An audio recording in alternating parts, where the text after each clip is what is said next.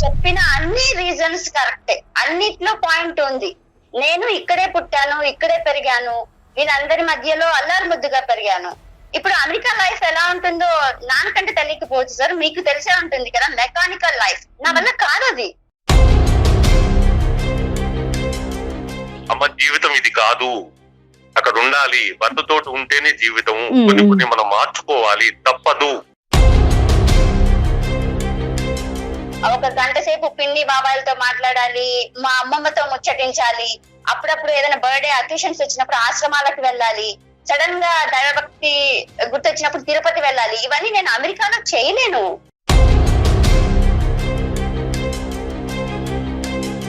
పెళ్ళైంది, కూతుర్ని ఇంట్లో పెట్టుకున్నాడు, సంసారానికి పంపించలేదు, రకరకాల సొసైటీలో ఉన్నాం. ఏం డాడీ నువ్వు సమాజం కోసం బ్రతుకుతున్నావు, నా కోసం బ్రతుకుతున్నావు?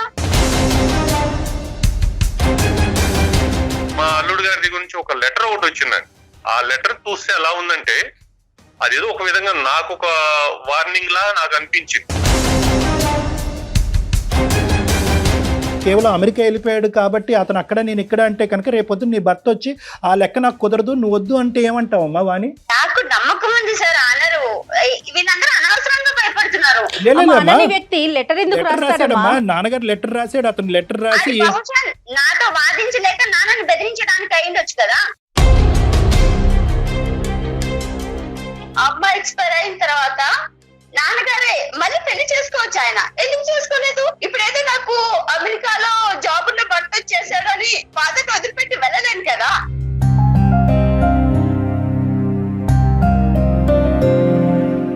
నన్ను దాచి వెళ్ళే వరకు నేను ఈయనతోనే ఉండాలి.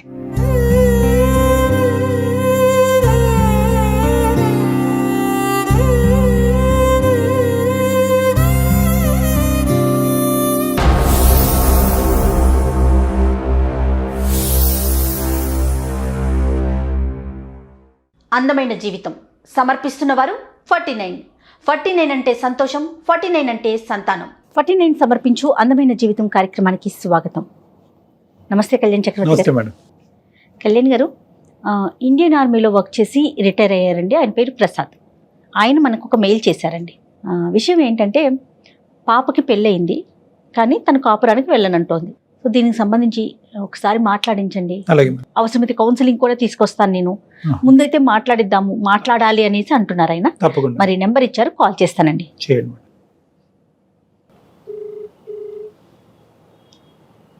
హలో ప్రసాద్ గారండి?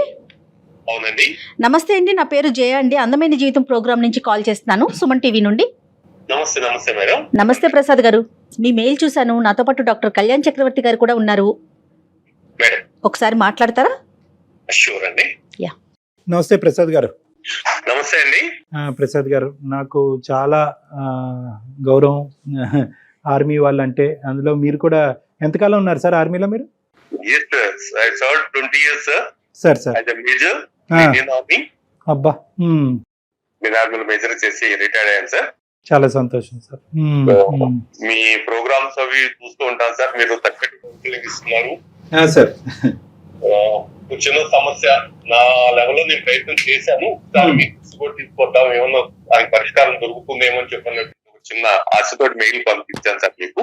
చెప్పండి సార్. ఏం లేదు సార్, ఒక్కగానొక అమ్మాయి అండి. ఎంతో గారాభంగా పెంచుకున్నాం, చక్కటి చదువులు చదివించాము, ఉన్నతమైనటువంటి విలువలతోటి.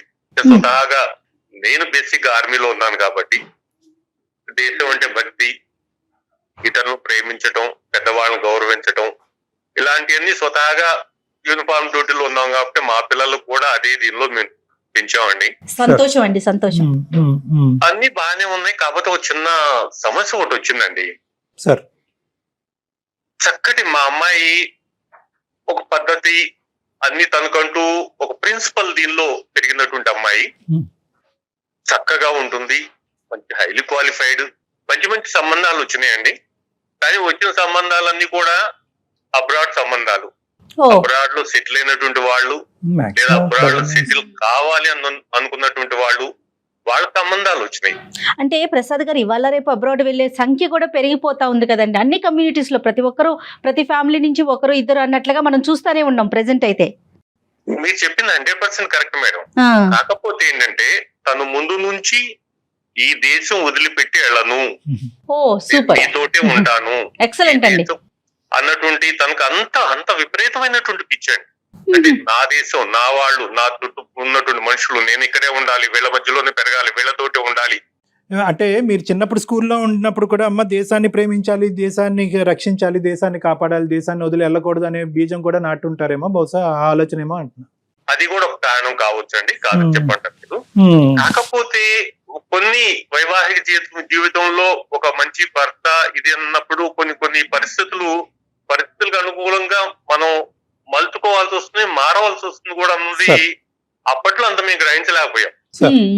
కాకపోతే ఏంటంటే ఒక మంచి సంబంధం చూసిన దానిలో ఇన్ని వచ్చినా కూడా చూసినటువంటి అబ్బాయి చక్కటి అబ్బాయి అండి, మంచి ఉద్యోగం చేస్తున్నారు, మంచి కుటుంబం, ఎలాంటి ప్రాబ్లం లేదు.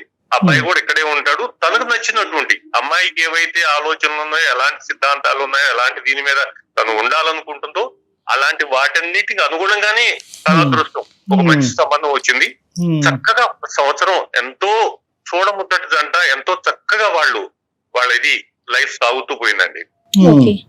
అనుకోని రీత్యా అబ్బాయికి కంపెనీ ద్వారా వాళ్ళు ఏదైతే హెడ్ క్వార్టర్స్ ఉన్నాయో అబ్రాడ్ లో, అక్కడ వాళ్ళు అంటే అబ్బాయిలో ఉన్నటువంటి అంటే మా అల్లుడు గారిలో ఉన్నటువంటి స్కిల్స్ కానివ్వండి, తనలో ఉన్నటువంటి ఎఫిషియన్సీ కానివ్వండి, వాటిని చూసి బాబు మీ సర్వీస్ కూడా కొంత అక్కడ ఉంటుంది, కొన్ని రోజులు మీరు ఇల్లు రావాలి అని చెప్పడం, మేమందరం వాళ్ళ కుటుంబ సభ్యులు, మా కుటుంబ సభ్యులు, మా అమ్మాయితో కూడా కూర్చునేసి ఏంటమ్మా ఇలా ఉంది మరి ఎలా అని చెప్పంటే, ఏం లేదు కొన్ని రోజులు అంటున్నారు కదా ఇల్లు రానివ్వండి అని చెప్పని తను కూడా ఒప్పుకోవటం, ఇవన్నీ స్వతహాగా జరిగిపోయాయండి. పెళ్ళైన ఎన్ని రోజులకి ప్రసాద్ గారు?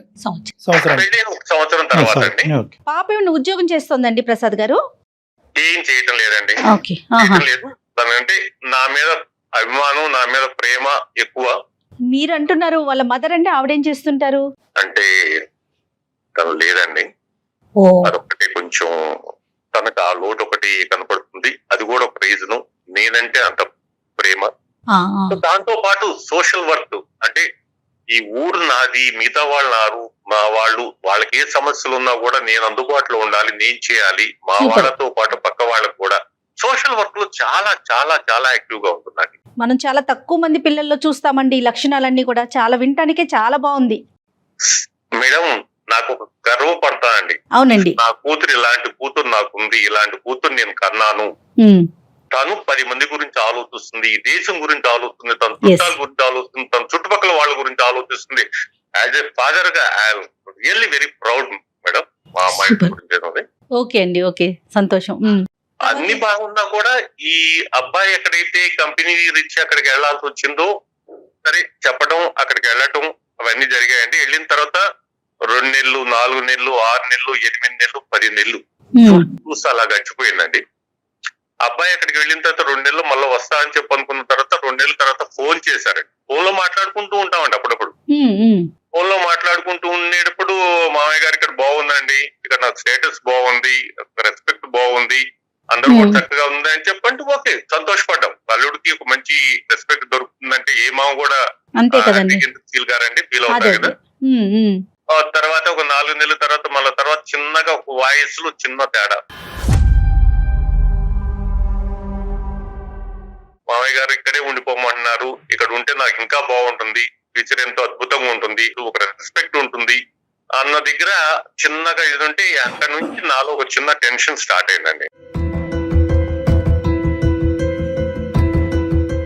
అమ్మాయితోటి మాట్లాడి, అమ్మ అల్లుడు రమ్మంటున్నారు అక్కడికి. నాన్నగారు మీకు చెప్పాను కదా నేను వెళ్ళను అని చెప్పనేసి ముందే దానికి తగ్గట్టుగానే కదా మన అబ్రాడ్ మ్యాచెస్ మనకు వద్దు, ఇండియా మ్యాచెస్ లో ఇక్కడ ఉన్నటువంటి వాళ్ళని చేసుకుందాము అని చెప్పి అంటేనే కదా మీరు చేశారు అని చెప్పని తన వెర్షన్ తను చెప్పింది.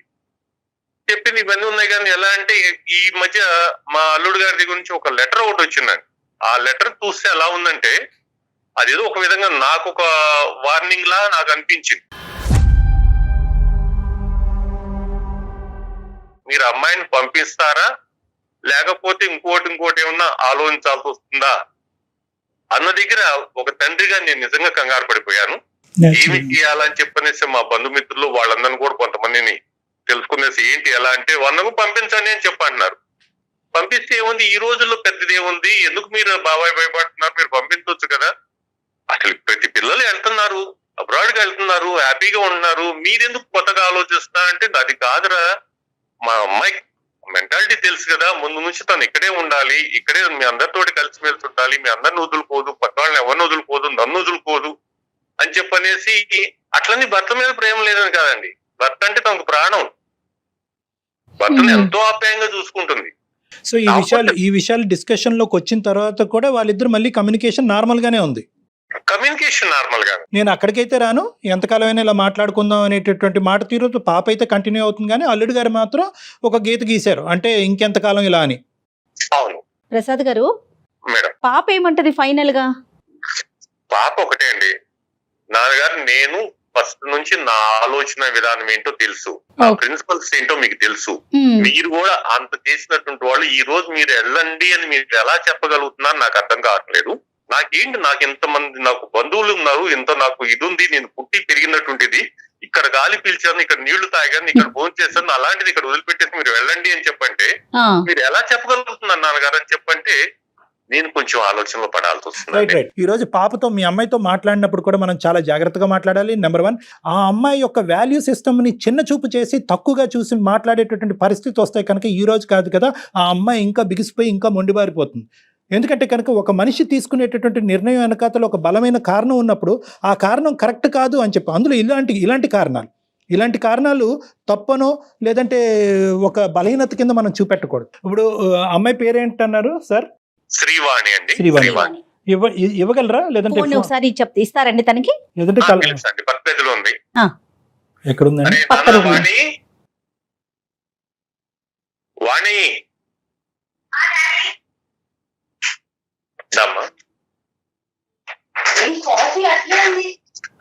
ఫోన్లో ఉన్నాను, కాఫీ తర్వాత మాట్లాడటం. అంటే మనకు ఉన్నటువంటి ఏదైతే చిన్న సమస్య ఉందో ఆ సమస్య గురించి నేను డాక్టర్ గారికి మెయిల్ చేశాను, వాళ్ళు మాట్లాడుతున్నారు. అందరికీ తెలియాలని కాదు, ఎలా ఉంటుందంటే ఒక సమస్య నాన్న, సమస్యను మనం ఏంటి ఎలా పరిష్కరించుకోవాలి, నీ జీవితం ఇంపార్టెంట్ ఉన్నారు. ఒకసారి మాట్లాడతామా? వాణి, గుడ్ మార్నింగ్ సార్. నమస్తే తల్లి. నమస్తే అమ్మ. నేను నా పేరు డాక్టర్ కళ్యాణ్ చక్రవర్తి అమ్మ. నేను సైకియాట్రిస్ట్ ప్లస్ ఏంటంటే రిలేషన్షిప్స్ అంటే ఇటువంటి సమస్యలు వచ్చినప్పుడు ఏదైనా ఫ్యామిలీ పరమైన ఇష్యూస్ మాట్లాడుతూ ఉంటాము. ఇదేది నిన్ను పబ్లిక్ చేయాలనే ఉద్దేశం ఏమీ కాదు, లేదంటే ఇది పబ్లిక్ లో ఉంటేనే ఇష్యూ తేలుతుంది అనే ఉద్దేశం కాదు, కానీ ఈ వేదిక నాన్నగారు ఎంచుకున్నారు కాబట్టి దానికి న్యాయం చేయాలనే ఉద్దేశంతో నిన్ను పిలవమని చెప్పాము. నాతో పాటు అలా ఏం లేదు సార్, అంటే మా మధ్య డిస్కషన్ ఇలాగా రీచ్ చేశారని. అట్లా ఏం కాదమ్మా, అంటే ఒక నిర్ణయం తీసుకోలేక మా దాకా తీసుకొచ్చారు అని. నాన్నగారు చెప్పేది ఏంటంటేనమ్మా, ఇప్పుడు చాలా ఇబ్బందికరమైన పరిస్థితి, అటువైపు బలవంతంగా నీ పెళ్లి ఇంపార్టెంట్ కాబట్టి నువ్వు ఆ దేశం దాటి ఈ దేశం దాటి అక్కడికి వెళ్ళు అని చెప్పలేనటువంటి పరిస్థితి. అట్ ద సేమ్ టైం ఏంటంటే నీ విలువలకి వ్యతిరేకం, ఎందుకంటే నువ్వు సామాజిక అంశాల గురించి నాన్నగారు చెప్పారు. చాలా ఈ రోజుల్లో చాలా అరుదుగా చాలా రేర్గా చూసేటటువంటి ఒక సన్నివేశాన్ని నీ గురించి మాకు చెప్పడం జరిగింది నాన్నగారు. అంటే ఒక విలువలతో కూడినటువంటి ఒక ఆడపిల్ల, ఇంకో డిస్ట్రాక్షన్ లేనటువంటి ఒక ఆడపిల్ల ఈరోజు కేవలం దేశం గురించి అవనియండి, లేదంటే ప్రాంతం గురించి అవనియండి, లేదంటే కుటుంబ సభ్యుల గురించి అవనియండి, ఈ దేశాన్ని నమ్ముకుని ఇక్కడే పుట్టాను ఇక్కడే చచ్చిపోతాను అని నీ వయసులో అమ్మాయిలు చాలా అరుదుగా మాట్లాడుతూ ఉంటారమ్మా. ఎందుకంటే అవకాశం వస్తే వీసా ఎంత ఈజీగా వస్తుంది అనేటటువంటి ప్రపంచంలో మనం ఉన్నాం. దేశం దాటాలి అంటే కనుక పెళ్ళే చేసుకోవాలి. ఆ పెళ్లి ఎలాంటిది, ఎవరు ఎక్కడి నుంచి వచ్చారో అనేది అనవసరం, మనకు వీసా స్టాంపింగ్ పడిపోతుంది. ఈ మనిషిని పెళ్లి చేసుకుంటే వెంటనే విమానం ఎక్కేయచ్చు, దేశం మారిపోవచ్చు అనేటటువంటి అమ్మాయిల మధ్యన నువ్వు పుట్టడం, నీలాంటి వ్యక్తితో మేము మాట్లాడటం అన్నది కూడా మా అదృష్టం అమ్మా. నీ ఉద్దేశం ఏంటమ్మా, ఈ పరిస్థితుల్లో నీ ఆలోచన ఏంటో ఒకసారి చెప్పు. నాకైతే ఇది ఒక ప్రాబ్లం అనిపించట్లేదు సార్, ఎందుకంటే నేను ఆల్రెడీ చెప్పేశాను, మేము విడిపోలేదు, ఊరికే అక్కడ ఉన్నారు తను, మా ఇద్దరి మధ్య అండర్స్టాండింగ్ బానే ఉంది. కాకపోతే నా ప్రాబ్లం ఏంటంటే నేను ఇక్కడే పుట్టాను ఇక్కడే పెరిగాను, అమ్మమ్మలు పిన్ని బాబాయిలు వీళ్ళందరూ నేను లేకుండా ఉండలేరు. అఫ్ కోర్స్ వీళ్ళు నన్ను పంపాలని చూస్తున్నారు కానీ నేను లేకుండా వీళ్ళు ఉండలేరు. ఇది ఎలా చేస్తున్నావు డాడీ నువ్వు అంటే, అసలు ఏదో మా మధ్య ప్రాబ్లం ఉన్నట్టు చెప్పావా ఏంటి? అలా కదమ్మా, వాళ్ళు చూస్తూ ఉండలేరు ఉండలేకపోవచ్చు వాళ్ళు కాదు, ఇప్పుడు నువ్వేంటి నీ జీవితం నీతో ఉన్నాను కదా. తను వస్తారు కాదు కదా. కదా, నాతో ఉండటం జీవితం కాదు కదా తల్లి. ఇప్పుడు నీకు భర్త ఉన్నాడు, నువ్వు అక్కడికి వెళ్ళాలి, నువ్వు సంతోషంగా ఉంటేనే కదా మేమందరం సంతోషంగా ఉండేది. నేను ఇప్పుడు నువ్వు సంతోషంగానే ఉన్నాను. ఎలా ఎక్కడున్నావు సంతోషంగా? భర్తతో లేకుండా ఉండేటువంటి జీవితం సంతోషంగా ఉంటుందా? అరే అలా అని మిమ్మల్ని అందరిని వదిలిపెట్టిపోయి నేను సంతోషంగా ఉంటానా? మేము ఒక్కళ్ళది కాదురా. అమెరికా అంటే ఏమనుకుంటున్నావా? నువ్వు పక్కనే ఉందనుకున్నావా? అమెరికా అంటే నీకు ఇష్టం లేదు, వెళ్ళటం ఇష్టం లేదు, నువ్వు చెప్పావు తల్లి, మాకంతా తెలుసు. కానీ ఇప్పుడు ఉద్యోగరీత్యా అబ్బాయి అక్కడికి వెళ్లాల్సి వచ్చింది. చక్కటి అబ్బాయి, నీకు తెలుసు, నువ్వు ఇష్టపడి చేసుకున్నావు, ఎంతో చక్కగా పెళ్లి చేసావు. నువ్వు ఇష్టపడినటువంటి సంబంధమే కదా, బలవంతంగా చేసింది కాదు కదా. సార్ నేను ఆల్రెడీ చెప్పాను సార్ డాడీకి, నేను పెళ్లి ఇష్యూ వచ్చినప్పుడే నేను మీతో ఎలా అయితే గడుపుతానో అలా మీలో ఒకరిగా ఉండే వాళ్ళే కావాలని పర్టికులర్ గా చెప్పాను. అదే జరిగింది. అమ్మా వాణి, ఒక్క నిమిషం, ఇక్కడ ఒక చిన్న తప్పిదం జరిగిందమ్మా. ఎప్పుడు కూడా బహుశా మీ కుటుంబంకి సంబంధించినటువంటి అంశమే కాదు, ఇలాంటి బేసిస్ మీద పెళ్లిళ్ళు చేసేటటువంటి అందరి తల్లిదండ్రులకి నేను చెప్పేది ఏంటంటే, ఈ మూవబుల్ అండ్ ఫ్లెక్సిబుల్ అనేటటువంటి ఈ కండిషన్స్ మీద బేస్ అయ్యి పెళ్లిళ్ళు చేయొద్దు. అంటే ఏంటంటే కంపల్సరీగా మా అబ్బాయి అమెరికా వెళ్తాడు అనే ఉద్దేశంతో పెళ్లి చేసినా తప్పే, ఎక్కడికి వెళ్ళడు ఇక్కడే నాటుకుపోతాడు అనేటటువంటి ఉద్దేశంతో చేసిన. ఎందుకంటే పరిస్థితులు బట్టి ఆలోచనలు, అభిప్రాయాలు, అవకాశాలు బట్టి, ఆపర్చునిటీస్ బట్టి మారుతూ ఉంటాయి. ఈ విషయంలో కూడా జరిగింది. కాబట్టి నాకు కావాల్సింది ఏంటంటే వాణి, నువ్వేమన్నా ఇక్కడ ఇన్సల్ట్గా ఫీల్ అవుతున్నావా? అంటే చెప్పింది ఒకటి, జరిగింది ఒకటి, చేసింది ఒకటి అనే ఉద్దేశంతో నువ్వేమైనా ఇన్సల్ట్ ఫీల్ అవుతున్నావా? లేదా ఈ వాతావరణాన్ని నేను జీర్ణించుకున్నాను, ఈ వాతావరణాన్ని నాలో ప్రతి భాగంలోనూ నా శరీరంలో ఉంది కాబట్టి ఈ వాతావరణంలో పుట్టాను, ఈ వాతావరణంలో చనిపోవాలనేటటువంటి ఉద్దేశమా? లేదంటే ఏకాకిగా ఉన్నటువంటి నాన్ని విడిచి వెళ్ళలేకపోవటమా? బంధుప్రీతి అనేటటువంటి తెగదెంపులు చేసుకుని వెళ్ళలేకపోవటమా? ఏంటి నీ ఉద్దేశం? లేదంటే అమెరికా అనేటటువంటిది చాలా ఎన్నో సముద్రాలు దాటి ఉంది కాబట్టి అది నాకు సంబంధించినటువంటిది కాదు, ఆ ప్రాంతంలోనే, ఆ పాశ్చాత్య దేశంలో నేను ఉండలేనని ఉద్దేశమా? ఈ 4 అంశాల్లో ఏంటి, ఏ ఉద్దేశం వల్ల నువ్వు కాదు అని అనుకుంటున్నావు, అంటే వెళ్ళను అంటున్నావు? మీరు చెప్పిన అన్ని రీజన్స్ కరెక్టే, అన్నిట్లో పాయింట్ ఉంది. నేను ఇక్కడే పుట్టాను, ఇక్కడే పెరిగాను, వీళ్ళందరి మధ్యలో అల్లారు ముద్దుగా పెరిగాను. ఇప్పుడు అమెరికా లైఫ్ ఎలా ఉంటుందో నాకంటే తెలియకపోవచ్చు సార్, మీకు తెలిసే ఉంటుంది కదా, మెకానికల్ లైఫ్. నా వల్ల కాదు అది.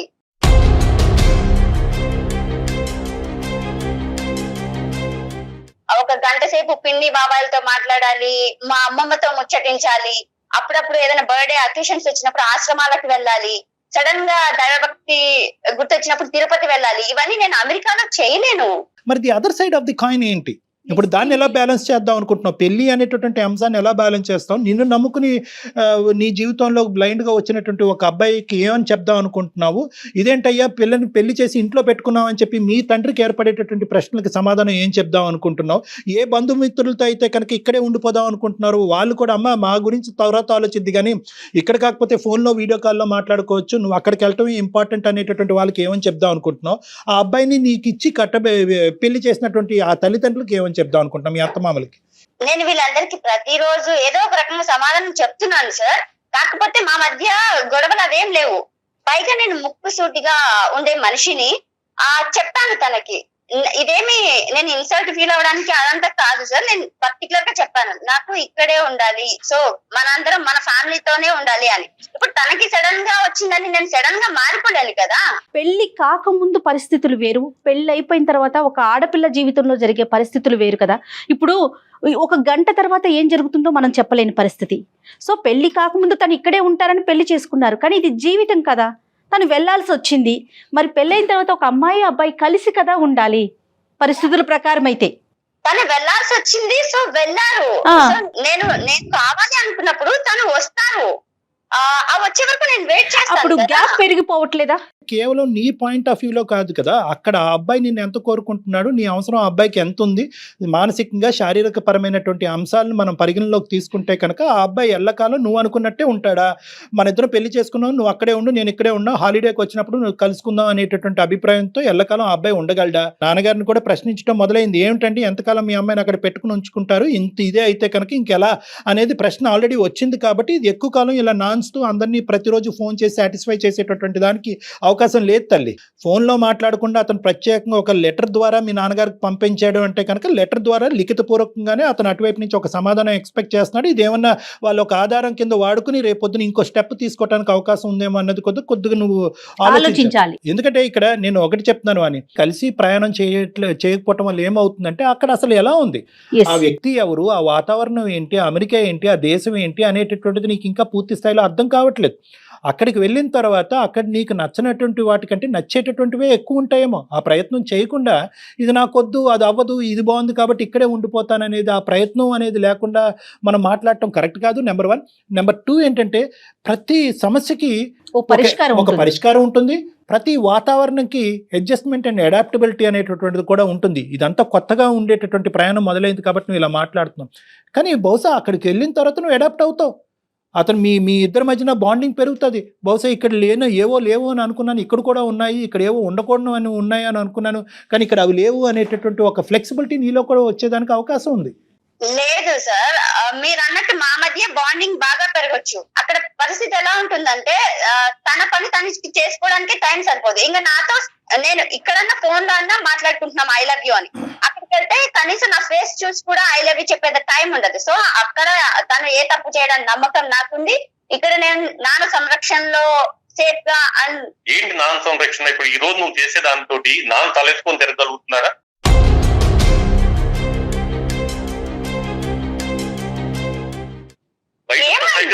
బయట సొసైటీలో ఏంటి, వాళ్ళు ఏం మాట్లాడుకున్నారు? పెళ్ళయింది, కూతుర్ని ఇంట్లో పెట్టుకున్నాడు, సంసారానికి పంపించలేదు, రకరకాలు సొసైటీలో ఉన్నావు.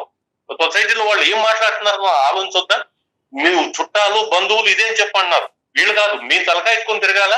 మేము తలకాయకొని తిరగాలంటే నువ్వు భర్తతో ఉంటేనే మేము కొంచెం విలువగా సొసైటీలో మాకు ఒక మర్యాద ఉంటుంది, మాకు ఒక గౌరవం ఉంటుంది, మమ్మల్ని రెస్పెక్ట్. పెళ్లి అనేది డెఫినేషన్ అది కదా. నువ్వు ఆ డెఫినేషన్ పక్కన పెట్టేసి ఈ రోజు కేవలం అమెరికా వెళ్ళిపోయాడు కాబట్టి అతను అక్కడ నేను ఇక్కడ అంటే కనుక రేపొద్దు నీ భర్త వచ్చి ఆ లెక్క నాకు కుదరదు, నువ్వు వద్దు అంటే ఏమంటావు అమ్మా వాణి?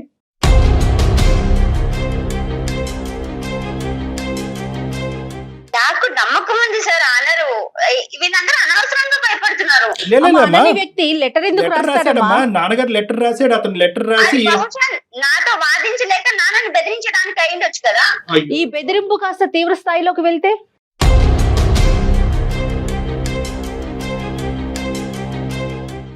తను ఒక జాబ్ వచ్చి 2 months లో వస్తానని వెళ్ళిపోయి అక్కడికి వెళ్ళిన తర్వాత నాకు ఇక్కడ బాగుంది, నేను ఇక్కడ కంఫర్ట్ గా ఫీల్ అయిపోతున్నానంటే నేను సడన్ గా నువ్వు వచ్చే ఇక్కడ కంఫర్ట్ ఉంది అని నువ్వు చెప్తే ఎలాగా? నాకు అనిపించాలి కదా నాకు ఇక్కడ కంఫర్ట్ ఉంది.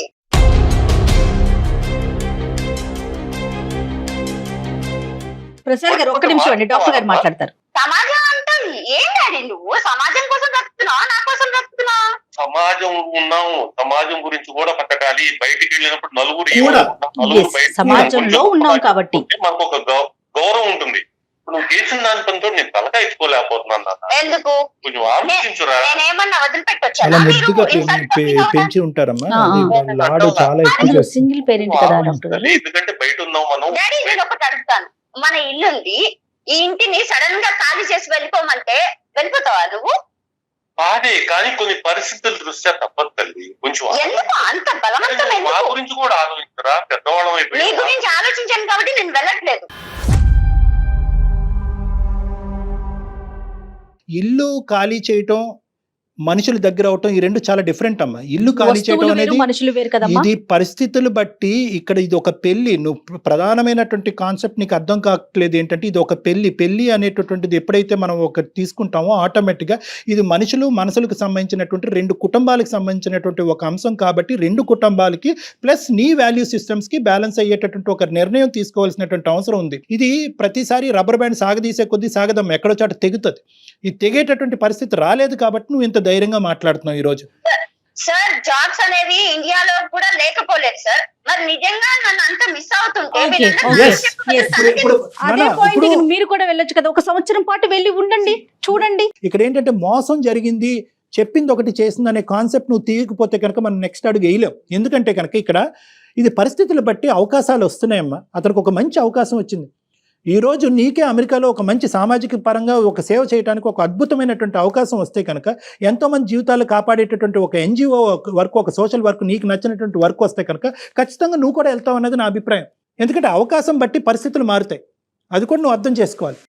లేదు సార్, ఫర్ ఎగ్జాంపుల్ ఇప్పుడు ఎక్కడికైనా వెళ్తుంటాం సార్, మనము నీతి వాక్యాలు చెప్తాం. అంతెందుకు ఆశ్రమానికి వెళ్ళినప్పుడు మీరు పెద్దయ్యాక ఇలా చూసుకోవాలి, పేరెంట్స్ ని అలా చూసుకోవాలి, మన అన్న వాటిని వదిలి వెళ్ళకూడదని చెప్పి నేనే వెళ్తే రేపు వాళ్ళు క్వశ్చన్ చేస్తే నేను ఏం చెప్పాలి సార్? ఇన్ని బలమైన కారణాలు చెప్తున్నారు కదా, ఇవి కాకుండా ఇంకా ఏమన్నా రీజన్స్ ఉన్నాయా? రీజన్స్ అంటే ఉంటాయి మేడం, అన్ని చెప్పలేం కదా.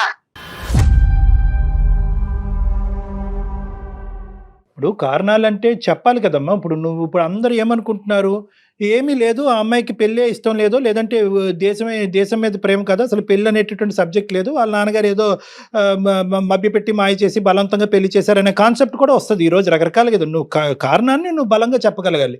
ఏ కారణం? నేను ఇందాక 4 కారణాలు చెప్పాను, అది కానటువంటి కారణం ఇంకేమన్నా ఉందా, లేదంటే ఆ 4 ఒక బలమైన కారణం ఉందా?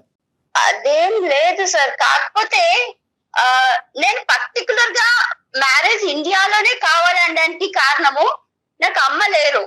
ఓకే. అమ్మ ఎక్స్పైర్ అయిన తర్వాత నాన్నగారే మళ్ళీ పెళ్లి చేసుకోవచ్చు, ఆయన ఎందుకు చేసుకోలేదు? నాకు వచ్చాయి కదా.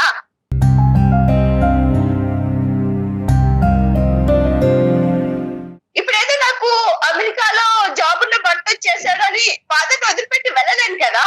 నాకు కొన్ని ఉన్నాయి ఇక్కడ. అసలు ఈయన నాకు చాలా వాటికి ఇన్స్పిరేషన్. ఒకవేళ నేను ఇప్పుడు ఇలా మొండిగా ఉన్నంటే అది కారణం మా డాడీదే.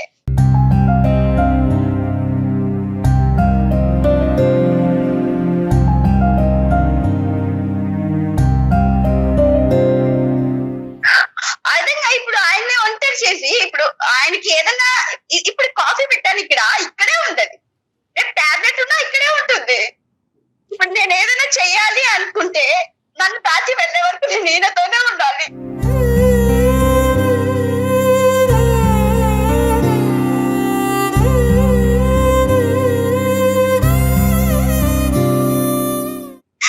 అది ఒక ముఖ్య కారణం. పైగా నాకు ఇక్కడ కొన్ని ఇన్స్టిట్యూట్స్ ఉన్నాయి. ఎంతో మంది అనాథలను చేసిపోతుంటే అది తప్పు అని చెప్పే ఇన్స్టిట్యూట్స్ ఉన్నాయి. ఇప్పుడు అది కాదని నేను వెళ్ళలేను కదా.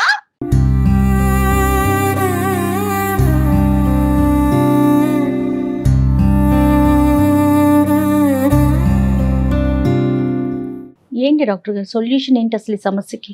వాణి ఇది నువ్వు చెప్పేటటువంటి ప్రతి అంశము మమ్మల్ని అందరినీ కదిలిస్తుంది, మమ్మల్ని అందరినీ ఇమోషనల్ గా చేసేటటువంటి బాధేనమ్మా, కాదనట్లేదు. వ్యాలిడ్ గా అనిపిస్తోంది. నువ్వు చాలా ఇమోషనల్ అవుతున్నావు. కేవలం నాన్న చుట్టూరునే నా జీవితము, కరెక్టే, కాదనట్లేదు ఇప్పటి వరకు.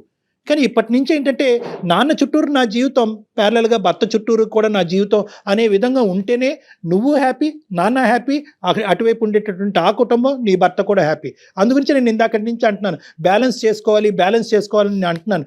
Balance does not mean deprivation of your father. మీ తండ్రి ప్రేమని నువ్వు సాక్రిఫైస్ చేసేసి నువ్వు అక్కడికి వెళ్ళిపోమని చెప్పట్లేదు. దాన్ని కాపాడుకుంటూ ఆ ప్రేమని, ఆ పెళ్లిని కూడా కాపాడుకునేటటువంటి మార్గాన్ని నేను చెప్తున్నాను. నాన్నగారికి నేను అత్తగారి ఇంట్లో ఉంటేనే ఆనందం అనుకుంటే, నేను ఈ ఇంట్లో నుంచి మా అత్తగారి ఇల్లు కూడా ఇక్కడే ఉంది, అక్కడికి వెళ్తాను. కానీ నా సరౌండింగ్స్ ని వదిలి వీళ్ళకి మరీ దూరంగా వెళ్ళిపోలేను.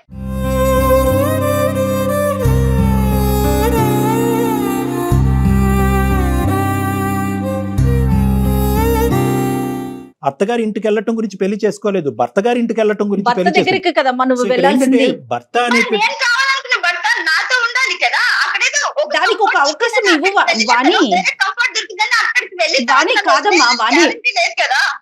వాణి మీ సైడ్ నుంచి ఆలోచిస్తున్నారు వాణి. ఇప్పుడు తనకు అక్కడ అవకాశం వచ్చింది, ఒక ఉద్యోగం చేసుకుంటున్నారు, మీరు వెళ్ళండి, ఒక 6 నెలలు 1 సంవత్సరం పాటు ఉండండి. తనకు కూడా ఒక సాటిస్ఫాక్షన్ ఉంటది కదా, నా భార్య వచ్చిందని. ఇప్పుడు ఎలా అవుతుందంటే వాణి, ఇప్పుడు వరకు మీ ఇద్దరి మధ్యన ప్రయాణం చాలా సాఫీగా స్మూత్ గా నడిచింది.